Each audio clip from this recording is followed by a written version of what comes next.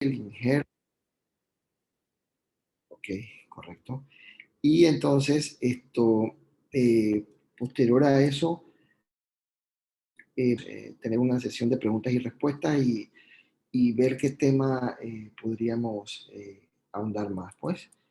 Bueno, sin más, invito a Neisha, Raúl, si quieren empezar ya el webinar. Ok, doctor. Buenas noches. Bueno, vamos a empezar ya. Buenas noches, doctor José, compañeros.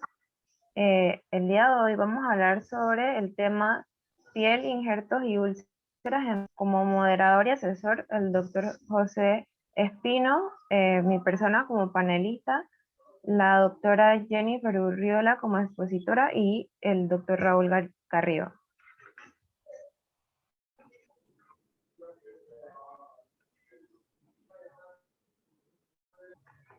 Como una breve introducción, tenemos que la piel es uno de los órganos más complejos del cuerpo.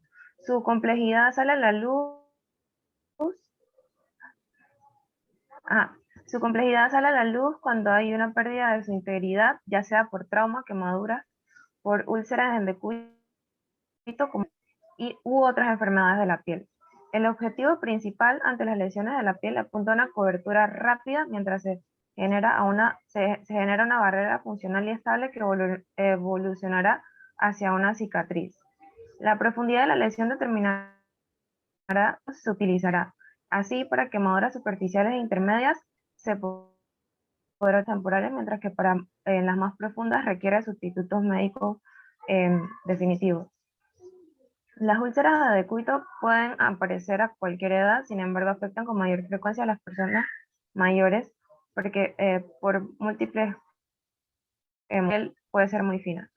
Con el tratamiento adecuado, las úlceras en decúbito en fase inicial a menudo tienen un buen pronóstico. Bueno, vamos a hablar brevemente sobre la piel y sus generalidades, el proceso de cicatrización. Esto también es como una breve introducción. Los temas en los que más nos centraremos serían en injertos y úlceras en decúbito.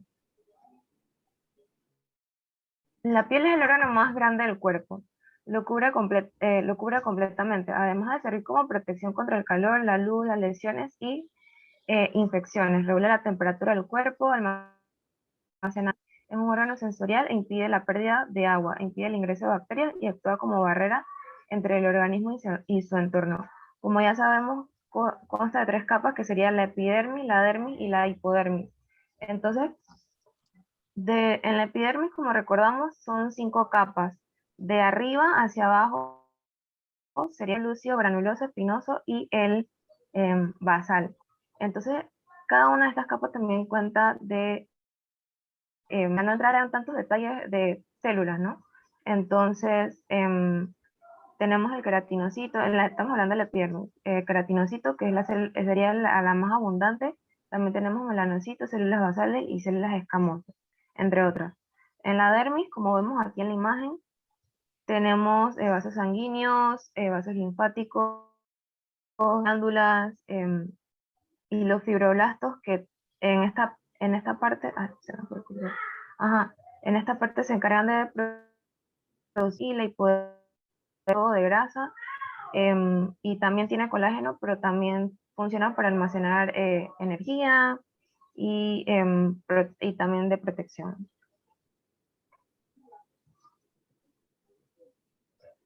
Entonces, en el proceso de cicatrización, para tenerlo claro brevemente, son 5. Entonces, empezando por la hemostasia, como ya sabemos que cuando hay una injuria o algún daño, entonces las plaquetas se encargan de formar el tapón plaquetario. Entonces, luego de esto, mediante la cascada de coagulación, se da la producción de fibrina, entonces hace tapón. Luego, en la fase inflamatoria, tenemos el exudado de eritema, que es como el eritema en renacimiento de la piel. Entonces tenemos acción por los leucocitos, primero por los neutrófilos y luego por los macrófagos. Entonces las células inflamatorias y plaquetas liberan mediadores que luego van a actuar en las fases de proliferación que en esta fase los fibroblastos cargan de la producción del colágeno, pero también biogénesis, que son la formación de los nuevos vasos, y tenemos la maduración, epitelización, que esta es la formación del epidermis, entonces es la restauración, y aquí los queratinocitos se encargan de producir esa nueva epidermis. Entonces ya la remodelación, que bueno, es el tejido recién formado, que es no idéntico al original. Entonces aquí cuando hay trastornos en la cicatrización, pues en el proceso, puede haber una cicatrización excesiva o eh, disminuida, pues. Entonces, eso es todo. Les dejo a mi compañera, a la doctora Jennifer Urriola, y va a seguir con el tema. Bien, primero que nada, muy buenas noches, y yo les voy a hablar sobre lo primero que nada de saber qué es un injerto. Un injerto en la extracción. Un injerto de piel es un procedimiento quirúrgico que consiste en la extracción y el trasplante de piel sana de una zona del cuerpo a otra, realizar con el fin de reemplazar piel de una zona que sufrió una lesión grave. Las zonas o sitios donantes de donde más piel se extrae para injertos incluyen la cara interna de los muslos, los glúteos, la región debajo de la clavícula, la región delante y detrás de la oreja y el brazo.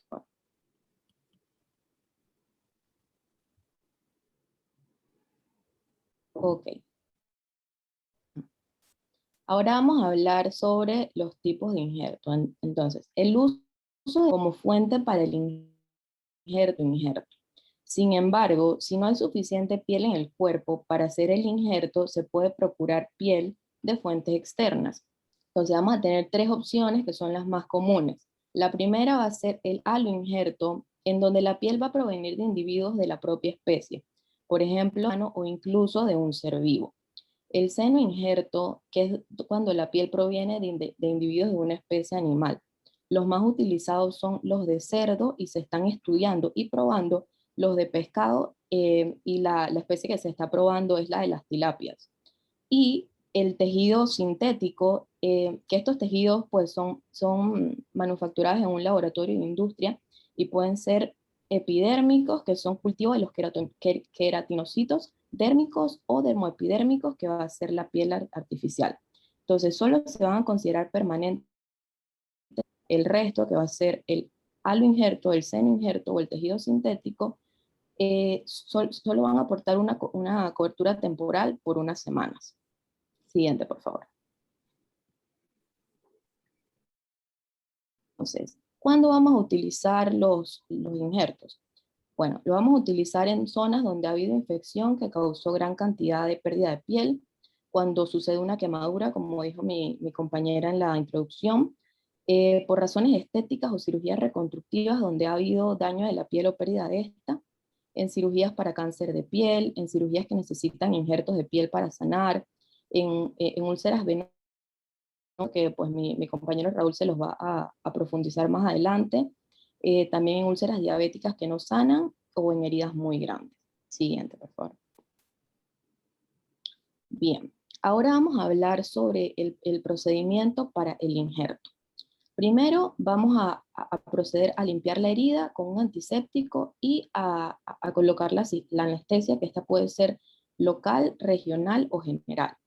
Luego vamos a proceder a hacer una medición de la herida, donde se va a marcar el contorno de la herida sobre el sitio donante, y el tejido donante se va a extraer con un bisturí o con un dermátomo, disculpen, que es el aparatito este que se observa aquí en la imagen, y pues más adelante lo voy a profundizar más sobre la extracción del sitio donante. Luego se va a proceder a realizar una técnica de injerto en el lugar de la herida, se va a proceder a suturar con grapas para fijar el tejido, y por último se va a colocar un vendaje compresivo sobre la zona. Puede utilizarse el aparato para cierre de heridas mediado por vacío, o como sus siglas es el BAC, durante los primeros 3 a 5 días, y la función de este dispositivo es que tiene succión y se usa para controlar el drenaje. Siguiente, por favor.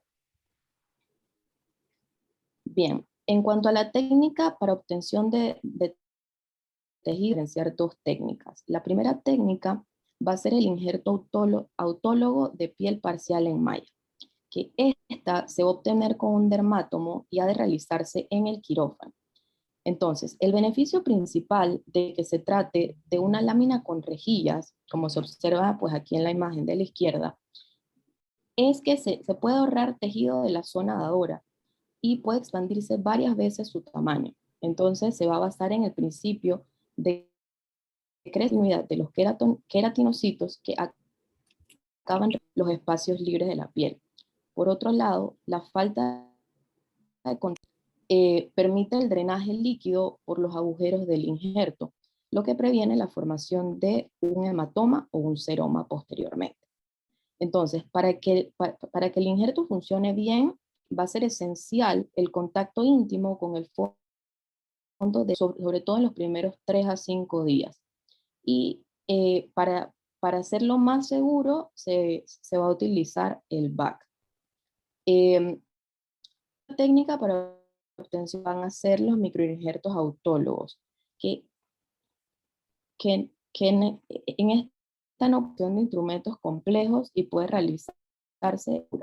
Entonces van a existir diferentes obtención de los microinjertos que normalmente tendrán de 3 a 6 milímetros y puede utilizarse la cureta o el sacabocados. Entonces, se obtienen de las zonadoras, se van a una pinza sobre la herida separado por unos milímetros. Y la zona donante, que es de donde se extrae el tejido, se va a curar por segunda intención, con la colocación de un apósito de hidrocolor. Entonces, injertada, como se observa aquí en la imagen de la derecha, se va a cubrir con una interfase no adherente y un apósito secundario o directamente con una lámina de fibras de alginato cálcico como apósito primario, pasa como secundario. Siguiente. Entonces, hay 3 tipos principales de técnicas para el injerto de la piel en la herida. Entonces, primero vamos a tener el injerto de grosor parcial. El injerto de grosor parcial, como se observa aquí, arribita, consiste en la extracción de piel de la epidermis y una parte de la dermis. Entonces, este tipo de injertos nos va a permitir que él cicatrice más rápido, pero tiene una desventaja, y es que el injerto es más. Entonces, también podemos observar cuando sea la cicatrización un cambio en el color. Y para este tipo de injertos puede ser un injerto de piel mallado. Se hacen los orificios, como lo expliqué anteriormente, y la piel en malla puede extenderse sobre un área lesionada más grande. El segundo tipo es el injerto de grosor completo, que es el que se encuentra un poco más recto. Entonces, este va a consistir en la extracción y transferencia de un injerto de todo el grosor de la piel, o sea, la epidermis y la dermis. El injerto requiere una aplicación de suturas para que el sitio donante cicatrice. El resultado final suele ser mejor. Y los injertos de grosor completo usualmente se recomiendan para áreas de la piel donde el aspecto estético es importante, como el rostro. Y debido a la necesidad de cerrar el sitio donante con suturas, el tamaño y los sitios donantes de este tipo de injertos suelen ser muy limitados. Y por último, vamos a observar el injerto mixto, que este va a implicar una combinación de piel y grasa, piel y cartílago o de la dermis. Este se utiliza en 3 dimensiones como la nariz, y los injertos mixtos suelen extraerse de la oreja. Siguiente, por favor. En cuanto a las complicaciones de los injertos, son poco frecuentes, pero sí ocurren. Van a ser ya un fracaso del injerto por el rechazo del huésped, infección en el sitio donante o en el sitio receptor, mala cicatrización, contracción del tejido del injerto que interfiere en el movimiento de los miembros, retracción cicatricial y aumento o disminución de la sensibilidad en el sitio receptor. Muchas gracias. Bueno, ahora les hablaremos un poco sobre úlceras en decúbito. Por lo general, estas son lesiones que se desarrollan sobre prominencias óseas, perfusión y la necrosis local, que son inducidas por la presión, provocan o todas las capas de la piel. En la etiología podemos encontrar algunos factores predisponentes como son la vejez o mayores de 60 años, malnutrición, inmovilidad prolongada, enfermedad neurológica, diabetes en pacientes postoperatorios y con ciertos medicamentos como inmunosupresores, esteroides y también vasopresores. También vemos que en caso de que haya una infección, las bacterias comúnmente aisladas, cabe destacar que es una infección polimicrobiana, la más común, Staphylococcus aureus, y después tenemos Proteus mirabilis, Pseudomonas aeruginosa y fecalis entre las principales. Siguiente. En la patología, lo principal es que ocurre un estrés mecánico de hipoperfusión local y después una necrosis isquémica. Este daño sobre el tejido principalmente es causado por la compresión, lo cual está directamente relacionado con una disminución del flujo sanguíneo a los tejidos que se someten.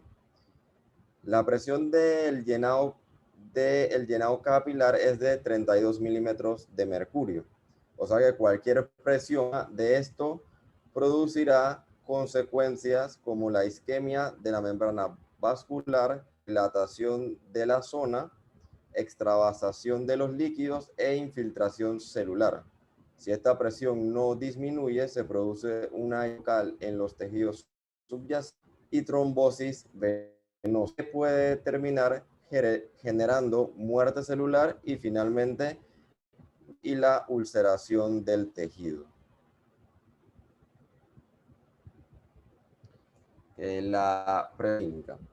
La localización típica de las úlceras en decúbito son en la región sacra, en los codos, en el mayor, en la cadera y en el maleolo lateral. Su presentación inicial es un área focal de un eritema no blanqueable. Hay evidencia de la disminución de la perfusión cutánea y puede o no ser dolorosa dependiendo si hay alguna lesión neuronal o si el paciente tiene alguna polineuropatía. En las úlceras avanzadas o complicadas hay pérdida de varias o todas las capas. El tejido muscular y los huesos están expuestos y se pueden presentar signos de infección si no tiene los cuidados debidos. Siguiente. Ok, en la valoración inicial y exámenes de gabinete, tenemos que toda valoración inicial debe iniciar con una adecuada historia clínica de la úlcera, en la que debemos contemplar el tiempo, el sitio y buscar factores intrínsecos o extrínsecos que estén relacionados con su aparición. Hay que evaluar factores como glucosa en sangre y hemoglobina glicosilada si sospechamos que el paciente sufre diabetes o tiene diabetes. Albúmina sérica para evaluar la nutrición. Y hay otras complicaciones como realizando un hemograma completo, PCR, leucocitos. Hay que ver que si la PCR está aumentada, nos sugiere una complicación infecciosa. En ese caso, habría que hacer cultivos de la lesión y también podemos apoyarnos con estudios radiológicos si consideramos una afectación ósea subyacente. La clasificación. Esta es una parte muy importante de las úlceras, ya que se clasifican en 1, 2, 3, 4 y la no clasificable. En la 1, la piel está íntegra con un daño que no blanquea con la presión, es la que vemos en la parte superior a la izquierda. En el estadio 2 tenemos una úlcera superficial que afecta la epidermis, dermis o ambas, que es la de la derecha. En el estadio 3 tenemos pérdida de todas las capas de la piel, el tejido subcutáneo es visible, pero no sobrepasa el tejido muscular. En el estadio 4, que es la más grave, tenemos una pérdida total del grosor de la piel, tenemos necrosis del tejido, lesión del músculo, lesión ósea y también puede haber lesión de los tejidos adyacentes. En la no clasificable hay una pérdida total de la piel y de la úlcera. Está cubierta por un tejido marrón, amarillento, verdoso, gris, muchos colores. Y en este caso no es posible ver el fondo o la profundidad de la úlcera para poder clasificarlos. Así que sería...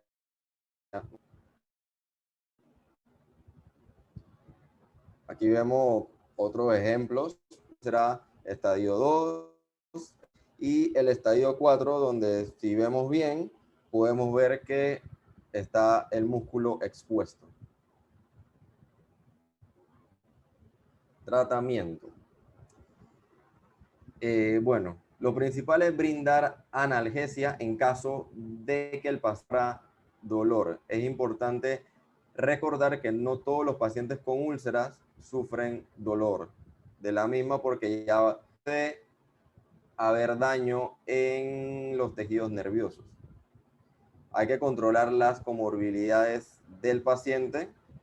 Hay que brindar una adecuada nutrición, ya que se recomienda la suplementación con proteínas y hay que considerar aumentar el requerimiento diario de calorías, los micronutrientes para facilitación.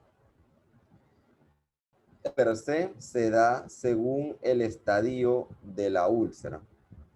Las úlceras se utilizan más que todo medidas preventivas como los cuidados de la piel, manejar la humedad, de posición cada 2 horas es muy importante para disminuir la presión en esa área y siempre evaluar el estado nutricional del paciente. En la categoría 2 se utilizan apósitos húmedos o secos en la úlcera según sea el caso. Se utiliza debridamiento del tejido vitalizado como parte del manejo.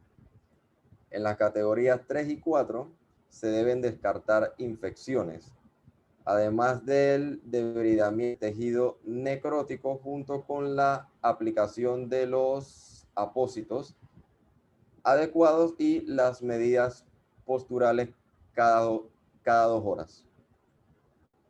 De que no mejore, ya entramos en un manejo en este caso. Vemos que lo principal para nosotros, pienso yo, creo que es el manejo de las úlceras, ya que la limpieza es muy importante. Esta se realiza con solución salina normal y un jabón suave. Los antisépticos no se recomiendan ya que inhiben la formación del tejido de granulación. También debemos utilizar apósitos. Hay diferentes clases como los hidrocoloides y los de espuma. Usarlos con frecuencia para absorber el exceso de la secreción de la misma úlcera. Otra parte importante es el desbridamiento, quizá para eliminar el tejido desvitalizado o las biopelículas para prevenir, tratar infecciones y permitir que la úlcera se cure de buena manera. No, me falta un tratamiento. En caso de infecciones, hay que dar tratamiento antibiótico.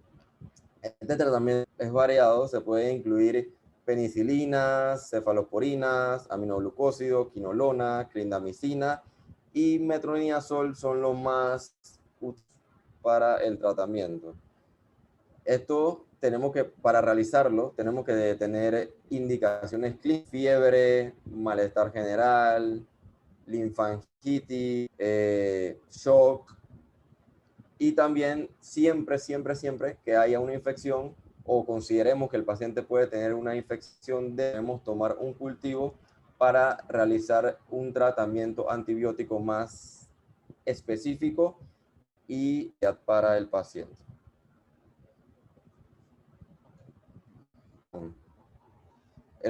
El objetivo es evitar la aparición de la úlcera, por lo que un plan de prevención que va desde aspectos de la piel hasta los mecanismos físicos que puedan generarla. Por ejemplo, hay que reducir el proceso de fricción y de cizallamiento, que sería cambiar la postura cada 2. Hay que reducir la presión, hay que manejar la humedad del área y hay que mantener una adecuada hidratación del paciente. Aquí hay una tabla con varios puntos, no voy a leerlos todos porque me alargaría mucho, pero de los cuidados que debemos tener para prevenir una úlcera en un paciente. Y hablando de esto, tenemos la escala de Norton. ¿Qué intestino de qué?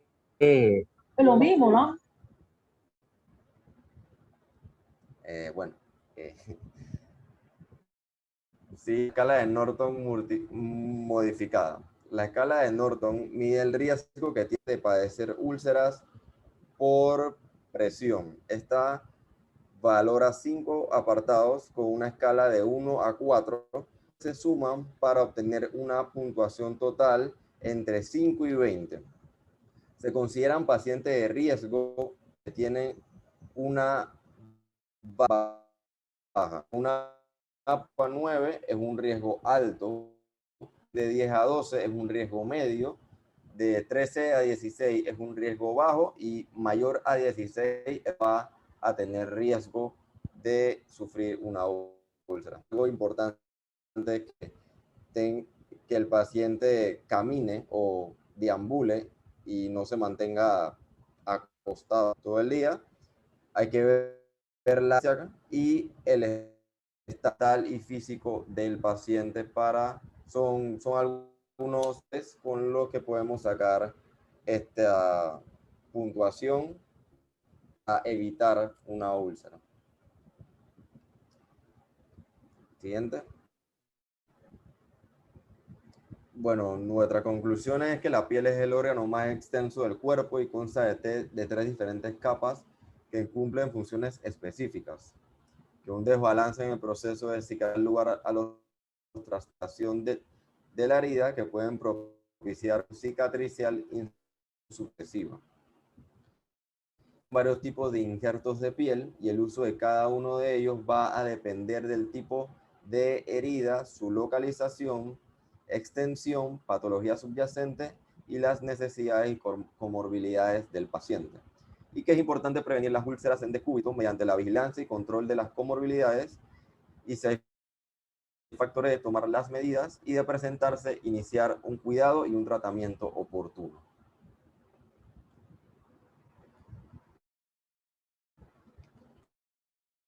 La bibliografía y gracias por su atención. Por su atención y bueno, abrimos el espacio de preguntas. Si alguien tiene alguna pregunta y bueno, el doctor también si quiere agregar algo.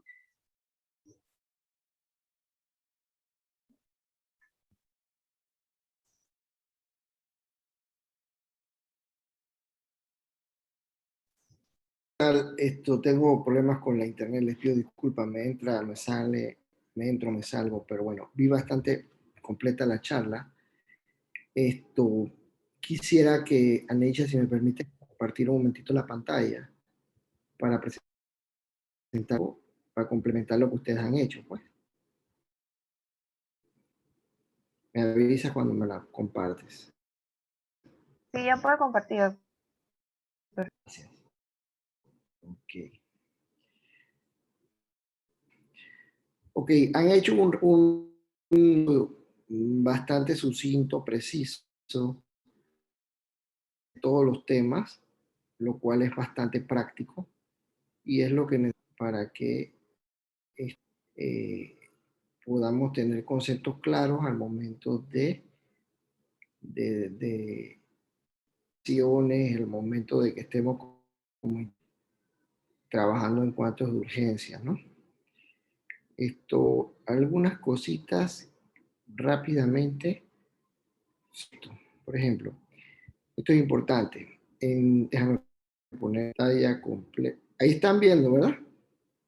No, doctor, todavía no se está viendo. Espérate, correcto. Compartir pantalla yo aquí. Ajá. Entonces, esto es lo que quiero que vean. Compartir. ¿No? ¿Ahora sí ven? Ok, bueno. Estos son que los claros, porque de esa manera podemos saber cuándo llamar al plástico, así, ¿no? Ok, cuando tienen, esto se llama la escalera reconstructiva, y realmente lo que nos orienta es a pensar en qué momento necesitamos un cirujano plástico, en qué momento puedo yo resolver el tema, que me tengo un defecto. Y bueno, ese defecto, la primera pregunta que nosotros nos podemos hacer es, ¿se puede cerrar con un cierre primario o no? Ok, si la respuesta es no se puede cerrar debido a que hay pérdida de piel, debido a que hay una úlcera, debido a que es micrótica, entonces definitivamente hay que llamar al cirujano plástico. Y una vez que tenemos esto primario, hay que evaluar entonces si ese defecto se puede manejar con injertos de piel. ¿Y cómo saber si necesitas un injerto de piel en un defecto? Sencillamente ver si hay tejido de granulación, si hay adecuada cicatrización del defecto, si no hay secreción y si los cultivos del área del defecto negativos. Entonces ahí puedes pensar de que, bueno, a este paciente se le puede colocar un injerto en esa área. Y vemos que vamos subiendo a nivel de complejidad. Ya un injerto no nos resuelve el tema porque el defecto es muy grande, porque hay áreas denudadas de hueso o tendones, entonces están los colgajos. Y luego colgajos locales generan tejido del área cercana hacia el área del defecto. Y luego los colgajos distantes, cuando ya no tenemos localmente algo para resolver el tema, tenemos que usar colgajos distantes. Y por último, en la escalera reconstructiva, el mayor nivel de complejidad serían colgajos libres, o los grupos de piel, subcutáneo, músculo, hueso, incluso algunas veces van a ser extraídos y que vienen con sus componentes de arterias, venas y nervios. Se tiene que hacer entonces una microanastomosis. Esos son los niveles de la escalera de reconstrucción. Entonces, con respecto a lo que hablaban de los tipos de injerto, faltó nada más mencionar un solo tipo de injerto, que es el isoinjerto, que es cuando el injerto que se hace entre dos gemelos. Todos los demás lo mencioné. Yanecha, lo mencionaste muy bien. Eso está bien. Generalmente lo que más utilizamos son los injertos simples y ese es el que más usamos, que es el de la piel. Mencionaste el injerto mixto muy bien, que es el que generalmente usamos cuando hay un defecto del ala nasal, un segmento del ala nasal, aquí, helix, perdón, en cuña y lo colocamos en el ala nasal, eso lo mencionaste muy bien. Los injertos cutáneos abarcan muchísimas patologías, cuando hay pérdida de sustancia, en las quemaduras, el cáncer de piel, úlceras de decúbito y las úlceras diabéticas. Entonces el injerto ya lo hablaste de espesor parcial, espesor total, no voy a hablar de eso. Y cuando ustedes vayan al y vean un dermátomo se van a dar cuenta que el dermátomo trae un indicador del diámetro del injerto, y entonces uno puede hablar de un injerto de espesor parcial, fino, mediano o grueso, según milímetros que tienen. Generalmente son en milésimas de pulgadas. Entonces, generalmente uno coloca uno entre .10 y .15. Generalmente uno usa en términos generales. Pero ya cuando uno quiere que sea muy finito el injerto y que no se note casi, entonces uno agarra injertos finos, ¿no? Eso es importante. Las zonas donadoras son todas estas que se ven. Y estos son lo que son los dermátomos. El dermátomo, hay un dermátomo manual que es de tipo de navaja. Existen entonces los dermátomos, uno de los más famosos es el dermátomo de Zimmer, ese que ustedes ven allí. Si ustedes ven el botón lateral, perilla, como eso uno regula el grosor del injerto. Y aquí tenemos el otro tipo, un dermátomo más antiguo, que es el de Paget. Y actualmente los dermátomos son eléctricos o neumáticos, es decir, que funcionan con CO2, y bien, ya existen los inalámbricos, incluso que utilizan baterías. También hay técnicas para mallar los injertos, se puede hacer de forma manual, como venga, que uno mismo le hace las fenestraciones, o bien utilizamos entonces lo que son los expansores, que los expansores usan unas placas en donde uno mete el injerto sin haberlo mallado y uno lo malla. Puede ser de 1 a 3, de 1 a 5, de 1 hasta 1 a 9. Y entonces hablaban de los microinjertos, que realmente eso lo traen como algo de docencia, pero eso no es práctico y no se hace, no se usa. Aquí de malladores colocados y realmente son capaces de recobrar sensibilidad, propiocepción y un par de meses, pero se recuperan todo porque se reemplazan todos los neuroreceptores, receptores de expresión en el área. Vamos entonces ahora a bajar al tema de, bueno, hay muchos injertos de piel, hay otros tipos de injertos. Por ejemplo, los que usamos en cirugía reconstructiva, la grasa, la cirugía reconstructiva por cáncer para corregir defectos, hundimientos, también se utiliza. Y en la cirugía cosmética las utiliza injertar grasa en los glúteos y darle más cuidado a los glúteos. Otros injertos, por ejemplo, quizás son injertos de la fascia lata y los injertos de nervios, como el injerto sural, que es lo que es la parálisis facial. Los colgajos se clasifican según la composición.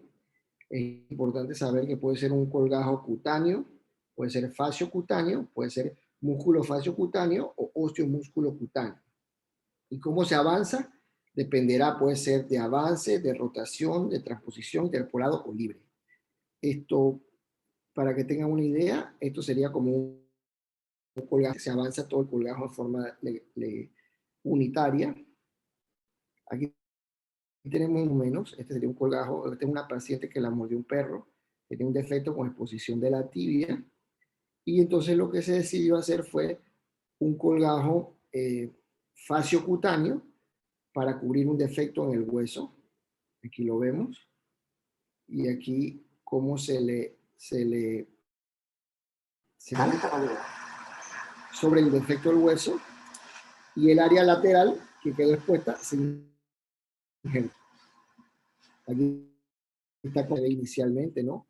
El aspecto lateral se injertó, bajo foto de la derecha es el área donadora, que usualmente se coloca un apósito hidrocoloide o algo que absorba el área. Entonces aquí lo vemos, el injerto inicialmente tiende a ponerse oscuro como si tuviera piel muerta allí, pero realmente con el tiempo eso va cambiando. Observen cómo va cambiando. Haber hematomas que drenen al tobillo, eso es normal.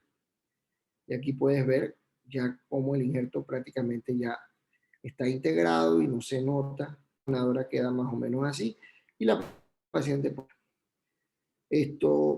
Cuando tenemos que usar colgajos pediculados, por ejemplo, teniendo un caso como este, acá expuesta con la puestos, colgajos pediculados.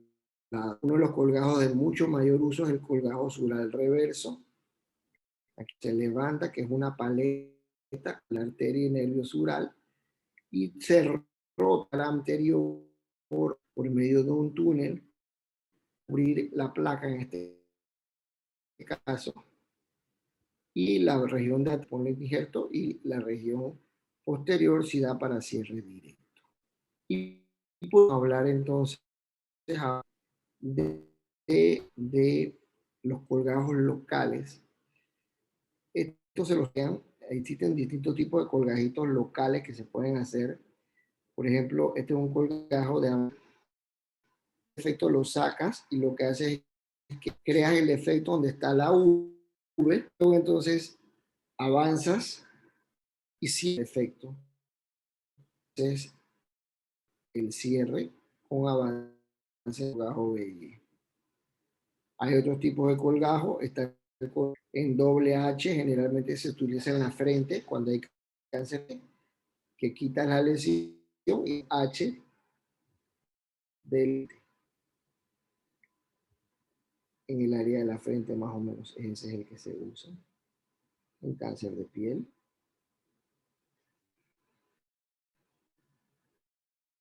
Importante cuando hay bridas retráctiles. Aquí está cómo se cierra y ya. Okay. Y es algo que se llama, cuando tú tienes una cicatriz lineal que evita que, por ejemplo, un codo se extienda completamente o una axila se levante completamente, se debe a que hay cicatrices lineales retráctiles que impiden que haya un arco embuado. Y es aquí en donde están lo que es las setaplastías. En las setaplastías tú lo que haces es cambiar convertirla en una cicatriz quebrada, de manera tal de que el reordenamiento de la cicatriz va a provocar entonces mayor flexibilidad en el área cutánea. ¿Cuánto se gana? Bueno, según el ángulo de la setaplastia, se aumenta en longitud en 30 grados un 25%, en 45 grados un 50% y en 60 grados 5%. Las setaplastías vienen entonces a elongar o relajar las cicatrices, como más o menos esto, y pueden ser únicas o pueden ser múltiples. Este es un caso de una setaplastía múltiple, donde pueden ver que se hacen varias, una y después se interpolan una con la otra, logrando una elongación cicatrizal.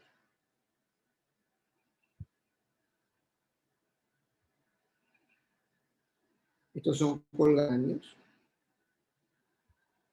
porque estamos levantando piel y grasa nomás. Aquí, por ejemplo, tenemos un caso de una axila, pues miren cómo tenía la axila retraída, no podía levantar adecuadamente, se le hicieron setaplastia en el postoperatorio. Perdón, aquí está como la cicatriz retráctil está, se le hacen setaplastías múltiples,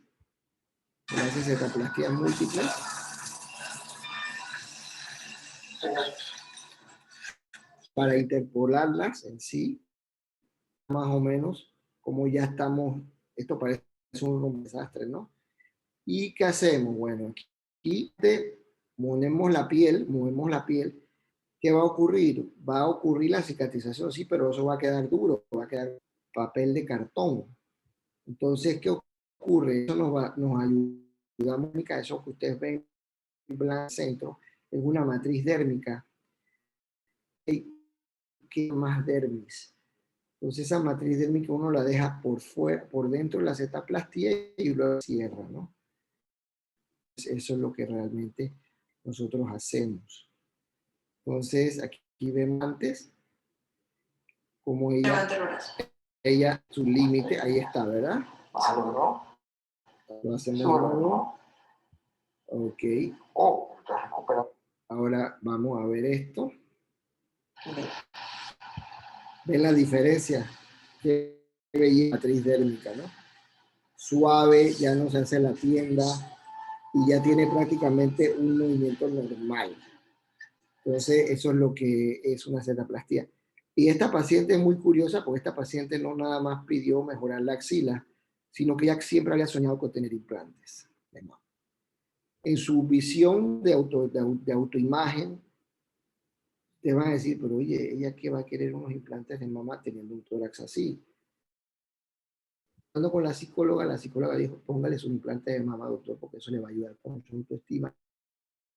Y le pusimos su implante de mama y la paciente está muy feliz, muy animada. Incluso le hicimos una reconstrucción del pezoncito. Tenía pezón porque se lo quemó. Y entonces aquí más o menos esto es para ilustrar cómo se hace un pezón. Hace una incisión en forma de oval y uno lo dobla sobre sí mismo esa piel. Ahí está, ¿ves? Y entonces pezón le hicimos lo mismo, ¿no? Le metimos la matriz dérmica. Aquí está, le metimos la mesón, porque lo que hemos visto es que cuando no ponemos dermis allí, eso se ve muy bien, proyectadito en el tiempo. Eso sí nos dio peso, vimos la evolución y miren el final, ¿no? Entonces eso es importante, ya saben cómo se hace un pezón, que nunca, la axila, le hicimos el pezón con entonces, otro de los casos importantes es para que lo sepan. En la India generalmente hay un colgajo que es el colgajo frontal o forehead flap. Y lo que pasaba, ellos marcaban o estigmatizaban a todos los que robaban, violaban, cortando de la punta de la nariz. Y entonces se creó entonces en la India lo que llaman entonces el colgajo frontal o consiste en agarrar una isla y básicamente se utiliza para la reconstrucción de la punta nasal. Y generalmente lo pones en el área de la punta nasal cuando los cartílagos están expuestos. Aquí hay un caso, una mordedura canina, que me llevó al Santo Tomás, le roté el colgajo frontal, apenas día, esperamos 21 días y luego lo liberamos. Y obviamente ya va a requerir más cirugías, pero ya tiene su punta nasal cubierta. Otro caso muy interesante, que es, para que lo sepan, es el colgajo. El colgajo inguinal es el que se utiliza para cubrir generalmente defectos que estén expuestos de los tendones, el colgajo de McGregor y Jackson. Y aquí pueden observar cómo están los tendones expuestos, cómo el colgajo inguinal y luego en la cobertura del colgajo inguinal 21 días después y eso así. Por último, vamos a hablar de las úlceras del decúbito, ya la fisiopatología la hablaba, las áreas que pueden ser involucradas. La escala de Norton, el índice de Norton, básicamente, yo se los quisieran, era porque basado en eso es que nosotros decimos si vamos a hacer colgajos o no y vamos a cerrar una úlcera. Mencionaron todos los factores, la edad del paciente, localmente no hay infección, si no hay ningún crecimiento, ¿no?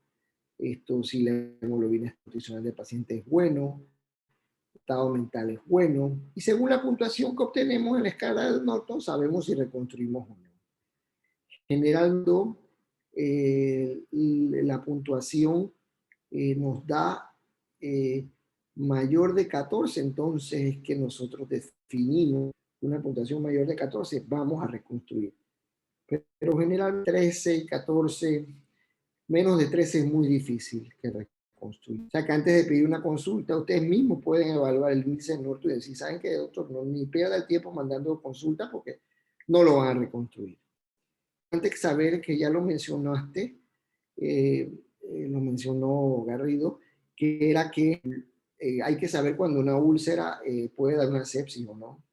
Si nada más la úlcera está enrojecida, es redonda, tiene poquita secreción, es una úlcera crónica, pero no está con problemas de algo. Hay acción de vello, púrpura, negra. Generalmente hay secreción abundante, entonces una úlcera que puede complicarse, así ella las llama úlceras tipo Kennedy, que pueden darse sepsis.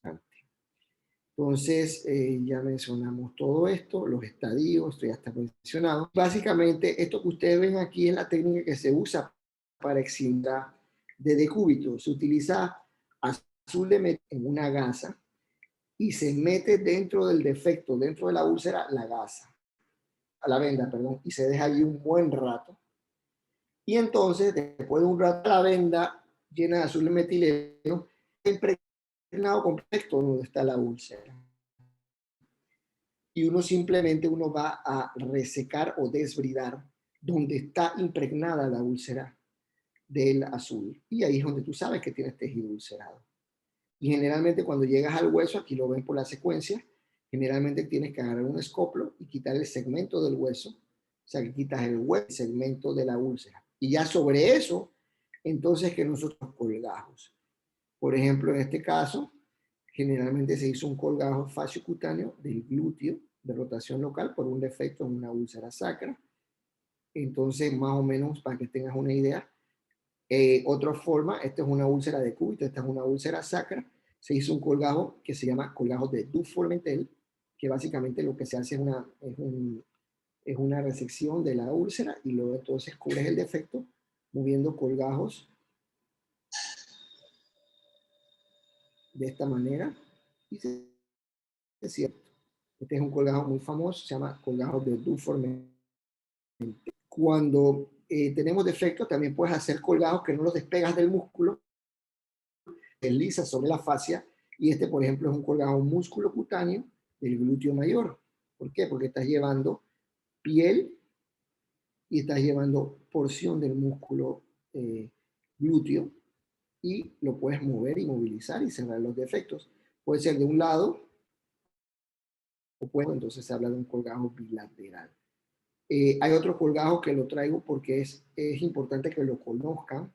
Generalmente ese se utiliza en las úlceras y es el colgajo de fascia lata. La colgajo de fascia lata es un colgajo lateral del muslo, una longitud larga y con eso puedes cubrir defectos en la región posterior de la pierna, en el abdomen y básicamente levantan el colgajo en la fascia lata y entonces se puede rotar para cubrir úlceras trocantes. Monitorizar un colgajo, importante, si es un colgajo de piel, verificar siempre la coloración, verificar que si le dejan drenaje, que el drenaje esté funcionando. Si el drenaje no está funcionando, acumula sangre y entonces provoca esto que nos pasó a necrosis a las pocas horas de haber hecho el colgajo y a las pocas horas de haber hecho el colgajo junto con necrosis de esa piel, ¿no? Eso es importante que lo sepan. Entonces, por último, creo que lo ha abordado todo prácticamente. Y nada, esto es lo que es el matriderm.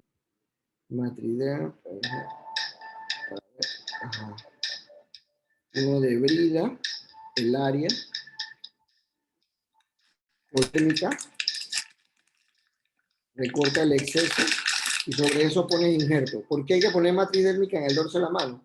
Para que haya una adecuada incursión y excursión de los tendones. Y ahí pones el injerto. Por eso, y eso da más flexibilidad y elasticidad a la piel.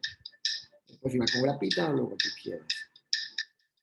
Y básicamente, y el otro es la piel íntegra, pero este sí es muy largo. Básicamente tienes el defecto. Lo que tienes que hacer entonces Dermal Regeneration Template is a bilayer skin replacement system. The dermal regeneration layer is a porous matrix made of cross-linked collagen and glycosaminoglycan, also known as GAG. The top temporary epidermal layer is made of a synthetic polysiloxane polymer, or silica, to provide immediate physical closure, controlling fluid loss, and serving as a bacterial barrier. The collagen GAG matrix functions as a bioresorbable scaffold to promote cellular collagen synthesis. The matrix has been carefully engineered in order regeneration. Pore size, pore volume, collagen fiber dimensions and degradation rates are controlled to minimize the inflammatory response and induce the organized regeneration of dermal tissue.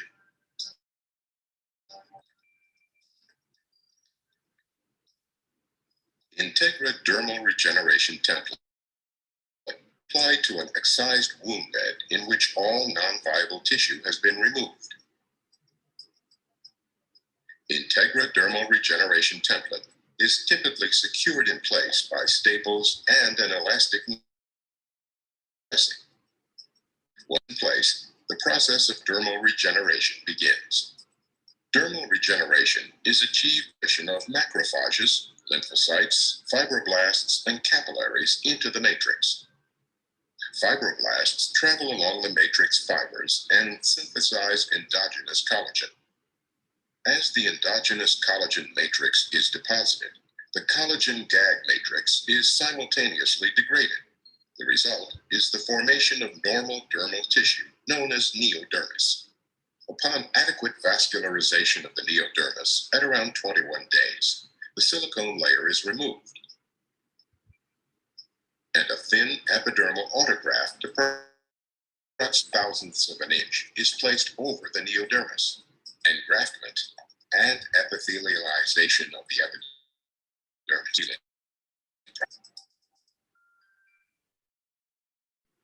¿No? Directamente pones el injerto porque es delgada. Esta matriz es más y generalmente hay que pillar para entonces colocar encima un injerto delgado. O sea que hay matrices térmicas que funcionan diferentes, ¿no? Y último, que es importante que sepan, sabemos que el tejido adiposo es un tejido pluripotencial. Entonces, ¿qué ocurre? Cuando nosotros queremos que un área, si no tenemos íntegra, pues no tenemos matrices dérmicas, la inyección de grasa local de efectos de úlcera ayuda mucho a la regeneración tisular, debido a que las células grasas son células pluripotenciales capaces de convertirse en cartílago, fibras de colágena y hueso incluso. Entonces, por esa razón, el inyectar grasa sobre efectos también ayuda mucho lo que es la regeneración tisular. Esto es lo que se ha venido a llamar regeneración biomimética o el efecto salamandra. Ustedes han visto que la salamandra se regenera una cola si tú la cortas. Entonces, básicamente, siguiendo este efecto pluripotencial es lo que se habla de eso. Esto, bueno, yo creo que con esto cubrimos más o menos lo que teníamos que hablar. No sé si quieren tener alguna pregunta, con mucho gusto estoy para responderles. Doctor, creo que hay dos preguntas. La primera es que, ¿cuál es la diferencia e injerto? Colgado e injerto. Y bueno, creo que usted le explicó bien claro desde el comienzo, pues. Espérate, aquí yo tengo un cuadrito que eso es importante, pero te lo estoy buscando. Porque eso es muy importante que lo sepan claro, porque con diferencia entre colgado e injerto. Aquí creo que aquí tampoco. A ver, ya voy. Dermátomo, aquí integración,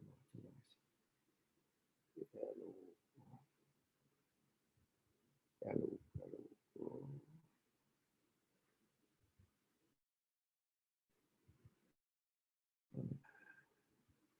Aquí está. Esto es la diferencia entre un colgajo e injerto.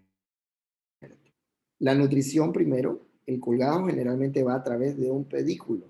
¿Okay? El pedículo es una arteria, un vaso o vasitos de la fascia o vasitos que van a lo largo del trayecto del colgajo. En un injerto, el injerto depende puramente del lecho receptor. Generalmente pasa por las etapas que hablaste de la inhibición plasmática, de las pilares de la revascularización, ¿ves? Las condiciones del receptor en el colgajo, puedes tener hueso expuesto, puede haber algo de inflexión, pero si tú le llevas el colgajo le lleva vascularidad, por tanto células de defensa. Cuando tú ves que hay un área expuesta muy cruenta, si tú le haces un colgajo, como hay más, para un injerto que tenga éxito se necesita un área limpia, que esté bien granulada, sin infección, bien vascularizada. La movilidad en un colgajo es lo que permite el pedículo. En el colgajo, lo que tú puedas moverlo, de eso depende la movilidad en un colgajo. Mientras que un injerto es ilimitada, puedes sacar un injerto detrás de la oreja y ponerlo en el pie, por ejemplo. Y definitivamente, ¿no? Y de los tejidos trasplantados en el colgajo pueden ser piel, músculo, fascia, hasta hueso. Y en el injerto de epidermis con dermis, ¿verdad? O epidermis con dermis, pero no completa. La resistencia a la infección del injerto es muy baja, porque no tiene, como depende, tiene una baja irrigación, mientras que la resistencia a la infección de un colgajo es alta. En un colgajo se limita a los bordes del colgajo y generalmente el injerto involucra todo el segmento. Con esto yo creo que claro bien lo que es la diferencia entre un colgajo. ¿Alguna otra pregunta? Sí, la otra pregunta es, ¿cuál es el costo aproximado de una matriz? Ok, excelente pregunta. Wow, excelente. Hay matrices dérmicas y matrices dérmicas. Como en todo en el mundo, hay matrices dérmicas chinas, hay matrices dérmicas españolas, hay matrices dérmicas americanas. Y bueno, te voy a decir la verdad, las más caras son las americanas y las europeas. Las chinas son las más baratas. Ok, ¿cuáles las usamos en el Santo Tomás? Utilizamos una que se llama española, que nos ha ido bien y que no es tan costosa. Podría decirte yo que por un set que viste el dorso de la mano, está costando alrededor de unos 30 $, la matriz esa que uno usa. Pero ya cuando hablamos de íntegra, sí empezamos a grandes ligas, ¿no? Ya cuando son defectos más grandes, usamos matrices dérmicas con secuelas faciales, con secuelas en cuello. Ya estamos hablando de que una planchita de 8,5 por 11 te cuesta $4,000. Usualmente cuando la usamos cuando hay misiones de operación sonrisa o cuando hay donaciones. Por ejemplo, si tenemos un gran quemado y nosotros consideramos que necesitamos utilizar matrices dérmicas, nosotros llamamos a Paniquén, que es la Asociación Panameña del Niño Quemado y del Adulto Quemado. Y ellos tienen recursos y nos pueden comprar una o dos laminitas de íntegra y las usamos. Bueno, esa es la realidad de nuestros medios. Quizás no sé en el Seguro Social si existe la íntegra o no, creo que no. Y creo que también tiene que ser básicamente. ¿Alguna otra pregunta?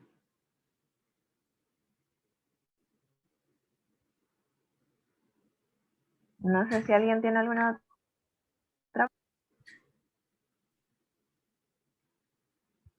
Bueno, creo que no hay más.